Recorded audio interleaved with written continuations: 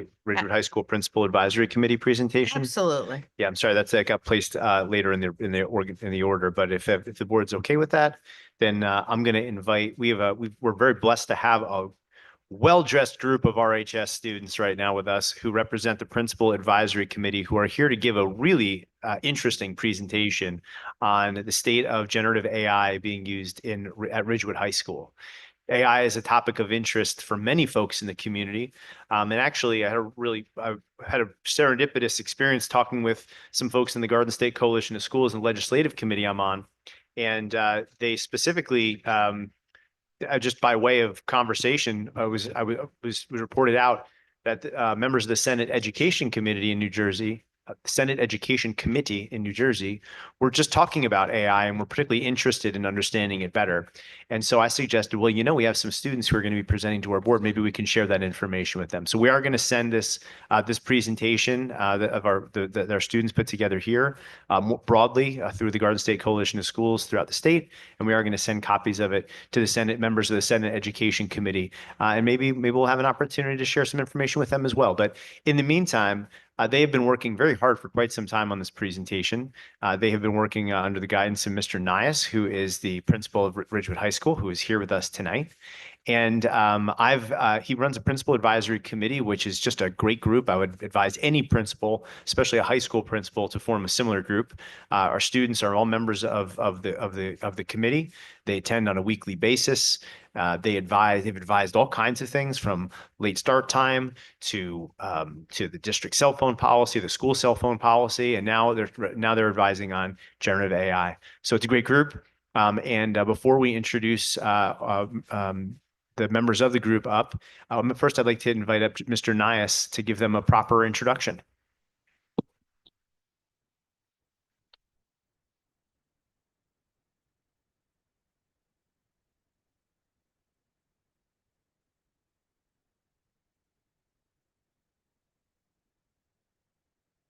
Thank you.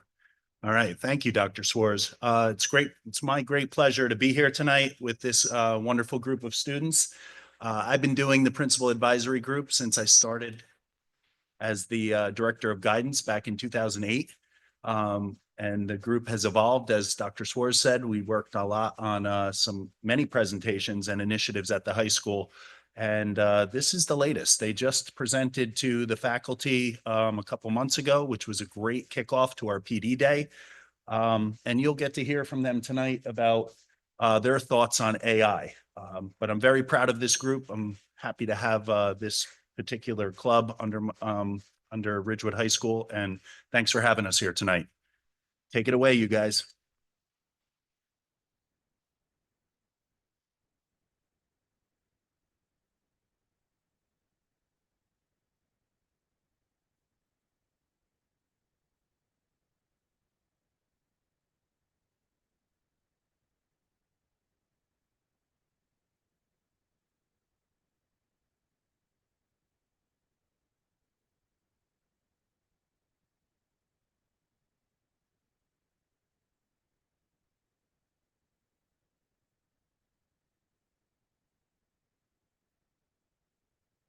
All right. Okay. Oh, there we go.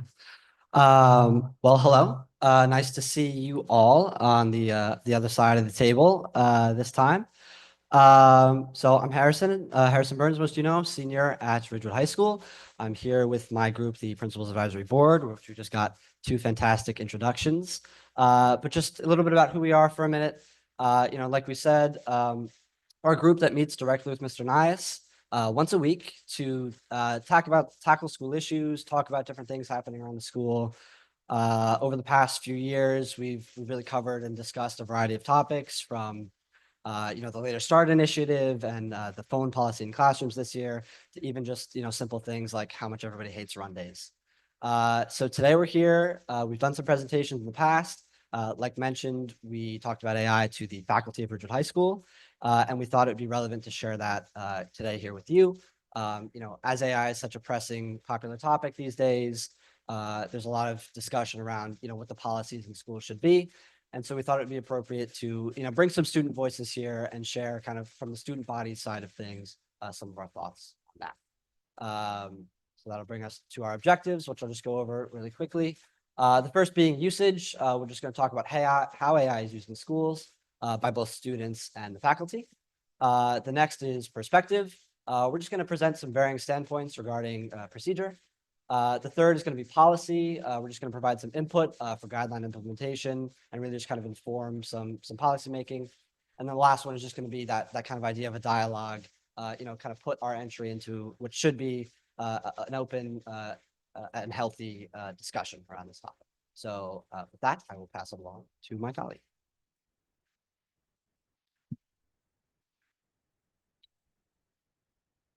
Hi, my name is Marcus, and I'm a freshman at RHS. Today, I'm here to talk about the student usage of AI from my perspective. In my first few months at the high school, I have found myself using AI very often to assist my studying. It is a very effective tool for giving me summarized study guides on important details, especially in content-heavy classes such as history. In addition, it helps me with quiz preparation, as it can generate various practice questions, especially in classes like English or Spanish. And in my recent Romeo and Juliet unit, I have definitely been using it a lot, as it helps me evaluate my understanding of the book. I can even type in sample answers to AI to get valuable feedback late at night at a time where a teacher wouldn't be able to reach me right away. Another critical aspect of AI, from my personal experience, is the memorization aspect of it. For example, in my biology class, AI has helped me make acronyms for various related concepts with long and difficult to remember words. For example, this week, as we have been memorizing the organism classes, which goes kingdom, phylum, class, order, family, genus, and species, AI has helped me memorize it as keep ponds clean or fish get sick. Much easier, right? Similarly, in history of the modern world, AI has helped me generate timelines or a series of chronological events with different periods of time, like World War II, where certainly many processes happened in a very short period of time. Finally, AI has helped me a lot with memorizing complex step-by-step processes in hard classes like science, math, and economics, where I can easily ask AI for a detailed but simple rundown of each separate step.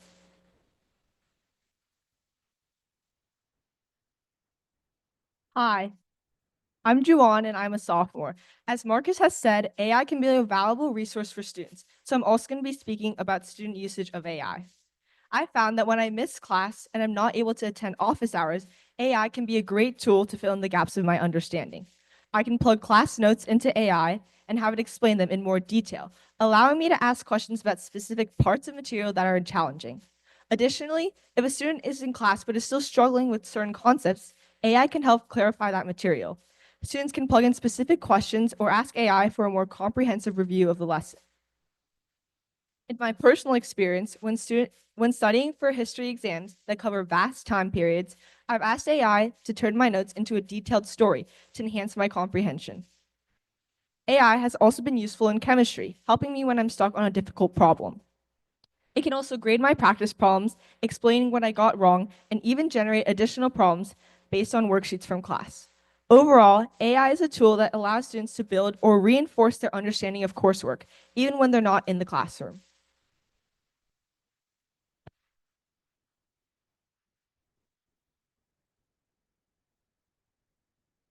Hi, so we're going to explain how we've experienced and seen teachers use AI in the classroom. I'm Mila Crane, And I'm Joshua Jung. and we're going to explain our experience from Latin class. All right. Hi, I'm a freshman at Ridgewood High School. And to start with, in my Latin class, our teacher, Ms. Giganti, uses ChatGPT, a well-known AI website, to create a sequence of test-like questions that we answer and receive feedback from on the AI site. To do this, Ms. Giganti provides a prompt that we copy and paste into ChatGPT. These prompts could include basic language or translation help, but can go to the extent of more complex clause and case practices, providing a great range of skill help for students. Furthermore, other AI websites allow for prompts that create images. This has helped me greatly as I am a visual learner, and it helps me see difficult and hard to understand sentences in a more optical manner. And as a result, AI platforms provide teachers with an effective tool that they can use for a wide variety of topics and needs, subsequently helping further a student's understanding of a topic through language help and visual learning. In addition to all the points Josh just made, I've experienced my Latin teacher utilize AI in the classroom to provide support for when she is not present, as well as she encourages students to use AI to pre-grade assignments for some cases. For example, my Latin teacher was out a few weeks ago, and her absent work she assigned us was to translate a passage in Latin and then input it into an AI website called Boost, which would pre-grade it before we hand it in to her. The AI website did not immediately grade it or provide just the answers, but it targeted areas I made grammatical or word choice errors and encouraged me to fix them. This helped me tremendously as I was able to have a productive learning day, even when she was not physically present. As well as providing instruction for when a teacher is absent, AI can also help student after school hours. If you have a question after 3:30 p.m. and our teacher is not able to look at her email or respond right away, she recommends certain AI websites to use to help us figure out our questions faster with an immediate response. Her goal is to teach students how to use AI responsibly and develop good technological skills. Hi, I'm Ariadna, and in addition to how Mila's Latin teacher utilizes AI, it can also be used in history. My history teacher uses it by allowing us to use it for practice tests or studying, and can give us inspiration on ideas for projects or assignments. Additionally, if we have a project that involves creativity but we are not great on it, AI can be used to generate images and scripts for these projects if permission is granted by the teacher.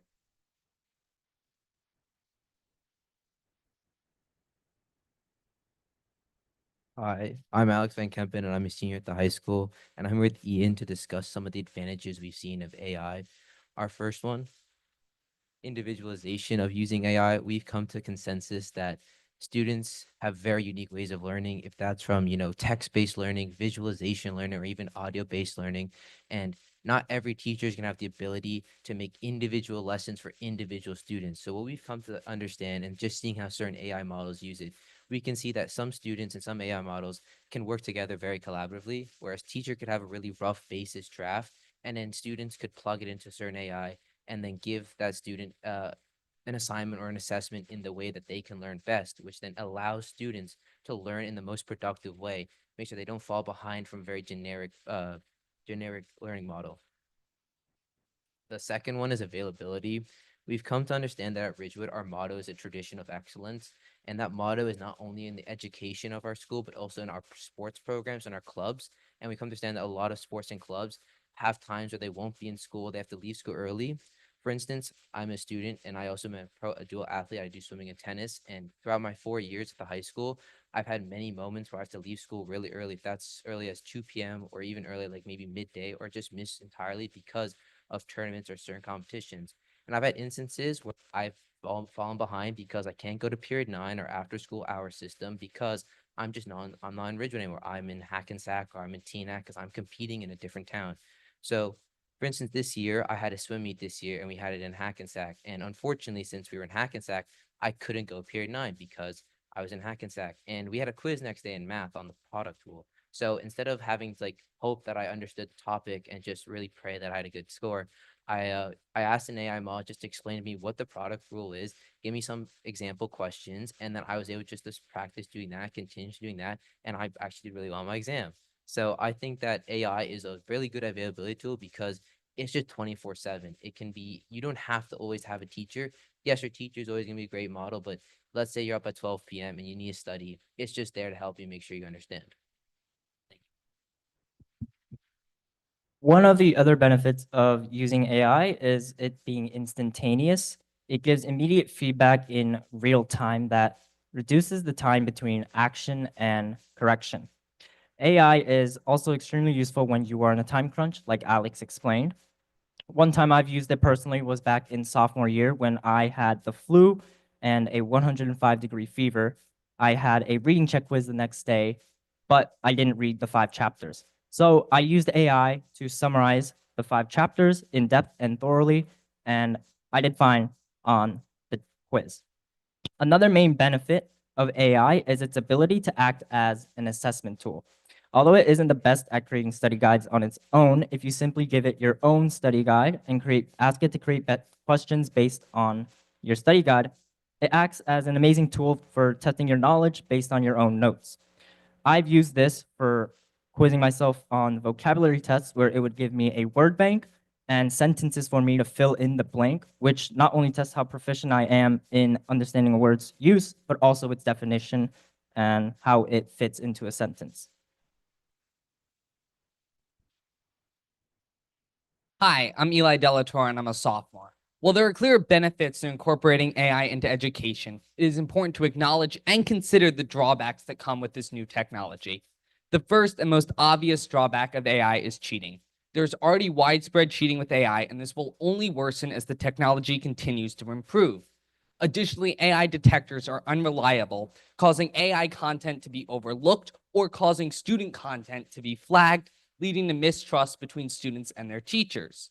It is, however, important to remember that while AI does facilitate cheating in new ways, there will always be cheating with or without AI. And just because AI can be used for unethical things does not mean that it is inherently unethical itself. The second major concern is the loss of critical thinking skills. While many students correctly understand that having AI write an essay for them is cheating, far fewer that realize that having AI write the thesis of the essay is also cheating. The critical thinking skills that go into the essay are just as important as the writing itself, and we must make sure that neither are lost to AI. Unfortunately, this is harder to police as there is no AI idea detector like there is with AI text detection, making a best solution a student working with their teacher throughout the entire writing process. The final drawback of AI is the lack of reliability in the results. Students and teachers alike must understand that AI regularly provides false or misleading information. And while AI is beginning to be able to cite sources, these citations are also misleading or incorrect a lot of the time. Furthermore, AI is not trained on scholarly sources that are behind paywalls, leading to less sophisticated results in the answers. Overall, understanding both AI's real-world benefits and its drawbacks is crucial in creating an understanding.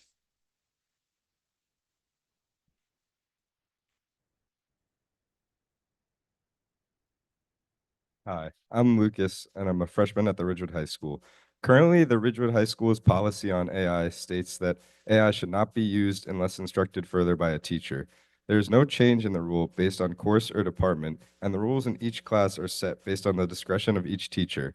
Currently, some of my teachers, like my business teacher, Mrs. Mendez, are trying to implement a strategy called the traffic light system. Red means the assignment should not be done using any AI. Yellow means there will be certain aspects where the student can use AI, like generating images or getting a better understanding of a topic. And green means the student can use any AI they want. With this system, the teacher should be telling the students how they want each assignment done. And I think this is a very effective system because I find AI very helpful, but if teachers don't talk about AI, then it feels wrong to use it. Along with this system, I think it should be a green light first policy so students can use AI freely until the teacher says something limiting it. So students can learn to use AI to benefit themselves instead of seeing it as bad.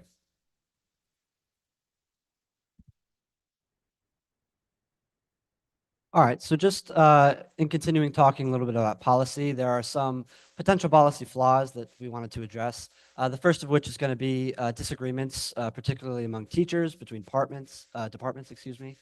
When teachers in the same department disagree on how, when, where, why AI should be used, that can cause some issues and maybe discrepancies among the classes. If you have some classes with some teachers, more open to AI, while others are more restricting, that can kind of create an imbalance. The second there is going to be teaching style. I think that's very important, especially in a district like Ridgewood, where we pride ourselves on giving some freedoms to some of our teachers, and that's part of what makes us so great is that our teachers are allowed to kind of teach in their style and do what they think is most effective. And so by having a department-wide policy that could kind of infringe on that, interfere on that maybe a little bit. And so we want to be cognizant of that, of letting teachers still have their breathing room to conduct the classroom. And then the last one is going to be equitability. That's similar to the point I said before, the imbalance between classes. If you have, a course that's taught by two different teachers, and one teacher is very, open to AI, those students are allowed to use study guides and create, lesson plans and study tools that are more accustomed to how they best learn. And you have another teacher who's very restricting and won't let them do that. you might start to find kind of an imbalance there and maybe some inequity, whereas some students will have an advantage while others may be at a disadvantage. And then talk a little about, regulating AI. One good way to do that is just using locked tabs. When you're taking an assessment, a Google test, for example, will lock out all your tabs. You can't be on any other sites while you're taking that test. And that's a very easy way to just make sure students aren't using AI when they're actually being assessed.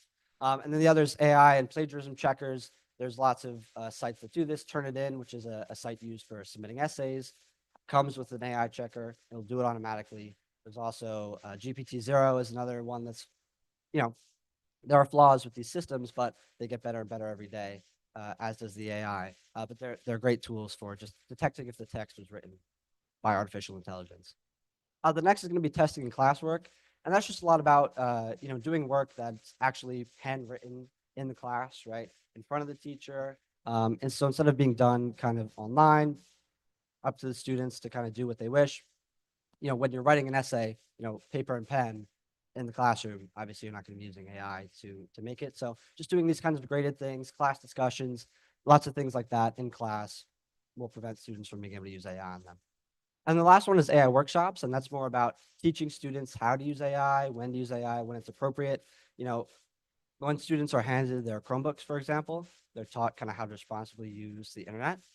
And so I think, similar thing here with AI, students should be taught kind of when and how to properly use this tool.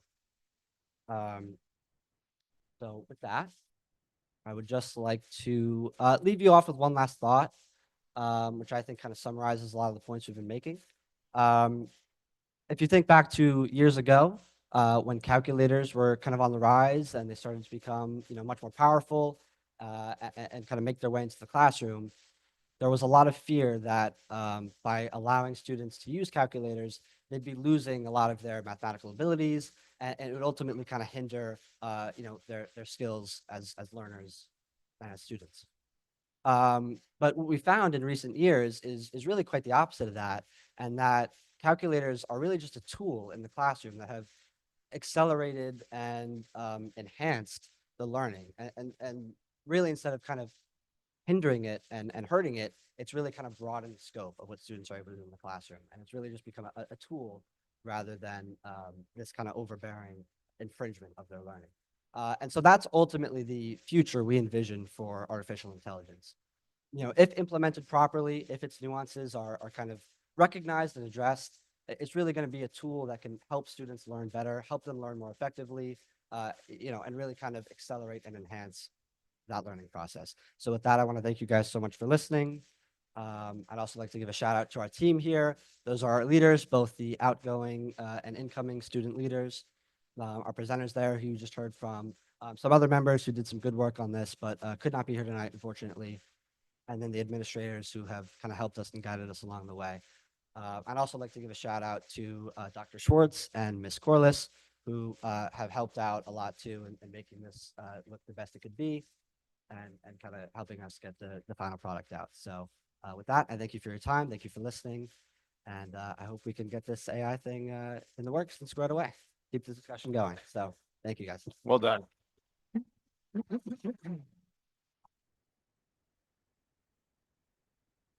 So first of all, please don't go anywhere. Because before you leave, we definitely want to get a group photo over here. We'd love to have that. But I'm sure some of our board members have a few questions or comments. So first of all, everybody, great job. I mean, you really presented the issue pretty comprehensively, so appreciate it. And you really summed up, I mean, a lot of what a lot of leaders in education are thinking about and the challenges and opportunities. So I have a question for you all. Would love to kind of get a few opinions. Obviously, you showed the pros, right? It helps with studying and summarizing and just learning styles. All that, if you were Dr. Schwartz and you were in charge of the whole district, and then, right, again, not as students now, right? Put yourself, wear his hat, and you were in charge of the district, and you were trying to put a policy in place or a system, right, to kind of make it better for the future, right? Because the negatives you called out, the cons were cheating, right? If you're in the classroom and you can see the tabs or on your phone, or the lack of being able to think on your own, right? If AI gives you the answers, would you move to more of a policy of like kind of old school, like pen and paper, or at least lock tabs, or maybe no Wi-Fi access during class assignments or exams, and kind of really force the students to, because that's an idea that's out there, right? That people are discussing. Maybe we go back to a little bit more old school. You can't prevent people from accessing at home, obviously, or on their phones. But if you're 8 hours in the classroom, maybe it's a little bit more old school. Right, for sure. So, and I don't know if anyone else behind me wants to jump in on this at all, but for sure, I think that things like impromptus, right, like you said, pen and paper are kind of old school. If I was in that seat, I would recommend that classes do at least a few of those, even if it's 1 or 2 every quarter, just so that teachers are kind of routinely checking in on the writing that they know is from their students. And I think that's also just kind of a useful benchmark, right? Because then at least you have that one that you know is written by the student. So if you give another one that's kind of a take home and it sounds totally different, you might know something is up right then and there. But I think it's just kind of about a healthy balance. I think we see AI most helpful as really more of a study tool and something to kind of just learn better from, rather than, obviously supplement the learning. So I personally think that a balance of, like you said, things that are definitely kind of off limits to AI, like those pen and paper things, and things that maybe you could use, would be the best way to do that. Anyone want to? I'll add on to that. I think we're in a state of, AI is really up and coming, and we kind of have to embrace it, but we are still a school. Like, we have to use critical thinking skills, and we have to be able to write and read and all of those things. So there's definitely a difference of using it all the time versus using it for certain instances. And I think that even right now, like, we're able to balance that, but there's still, little nuances to fix here and there. Anyone else want to say anything about that? I think from my personal experience, especially in classes where we write papers like English or history, I think that we stress a lot. Our teachers, they stress the writing process, which doesn't come like in a matter of 50 or 70 minutes in a single class period. And while I think that it would be certainly difficult to regulate the use of AI for take-home papers, such as essays in English, I think that at some point, like Harrison suggested, we should implement some types of in-class impromptu writing, but also stress the importance of like week-long assignments, which can really help you critically think about the topic like over time, which would possibly not come to you in a matter of 50 minutes, right, sitting right there with a pen and paper in class. So I think it was a great presentation, and you guys covered a lot of pros and cons. And one of the bullet points I noticed was in the negatives was reliability of the information. And yes, that was a very good point. And I just want to add some more color to that. When you guys are using AI, it's okay to supply your content, your textbook, the PDF, the text that, okay, this is the content that I have. Now explain this part of it, or using this, create the acronyms or create abbreviations or explain more this one. But if you start using AI to and ask it questions and rely on the information that's coming from AI, that is not reliable. That can be biased, that can be incorrect, that because a lot of the information that is crawling or getting from the open source world may be biased. And there are a lot of actors who are actually feeding to make AI more biased, especially when it comes to world affairs or history or those type of topics. You have to be critically, like, you have to validate your facts there instead of just relying on it, because you can always, your textbook is the source. Your source of truth is your textbook or the information that is provided by a teacher. So you can take that text and tell the AI that, hey, this is the information, and using this information, please elaborate. But if you just ask it to just openly an open-ended question, you may have to cross-check that. So reliability is a very important factor there. Yeah, absolutely. And I think that's honestly a perfect example of something that every student should be learning in something like an AI workshop or something like that. Like, like you said, if you input your sources first or your information first, like the textbook, that's a great way to eliminate a lot of those biases. And I think, if it is, it's a tool that ultimately students, as time goes on, it's going to be an inevitable tool that I think a lot of students use. And so I think informing them about, tips and tricks like that and how to use it properly and responsibly is very important. So for sure. Yeah. Great job. Every one of you did a fantastic job. You're all so thoughtful and articulate. And as someone who is still a little afraid of AI, I will admit it. I appreciate that you are not, and that you're encouraging me to go home and use some Chat GPT tonight to see if I can learn how to use it and get into the 21st century. But I actually, you reminded me of a conversation that we had. I know Mr. Ross is working on an AI policy in a committee.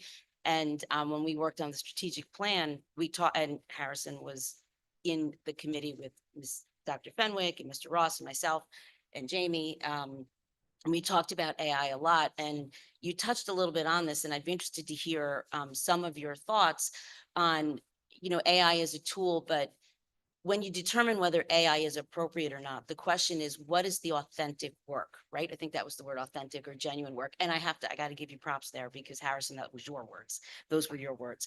But how would you define authentic work? And I know that's a lot, but if you have anything off the cuff that you'd like to share with us, I'd love to hear it. Yeah. I'll answer that one first. So let them think about that for a minute, because we've talked about that before, like you said. I think authentic work is really just something that is generated by the person first. And I think we've talked about this idea before, and I'll bring it up again, which is like, AI is a tool that really can and should be used to generate lots of ideas and those types of things, and maybe pathways to explore. But at the end of the day, it's really going to be the person and the student in this case who is kind of curating those ideas and working with that tool and bringing it all together and kind of forming the final product. And that's kind of where the human piece of it comes into play. And that's what really makes it kind of their own work, even if some things were generated by AI. And I think that's, again, an important thing to learn is like how to be the curator of all these kinds of AI outputs. But if we're just talking about authentic work and how I would define it when AI has been used, I think that's kind of how I would think about it. Anyone else? All right, so when talking about like authentic work, so for example, if you were to write a research paper on, let's say, like climate change, so this kind of has to do with Mr. Donnie's point as well. So you can actually ask AI to cite their source. I know ChatGPT, like one of the main like AI source or websites, like allow you to ask them to cite their source, and they will give you their source. So I feel like if you use AI in a sense of like research gathering from sources that like you check by asking AI like where they got this information from, I feel as if that's still like honest work, and that would still be like student creativity that led to the final research paper. But the research done could be like gathered from AI.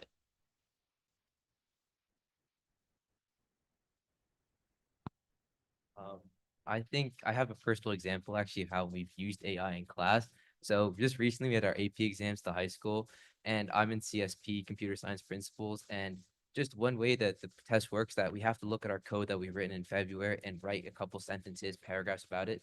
So one thing my teacher asked to do was she gave us a bunch of example questions, and she made us write everything like about our code in those examples.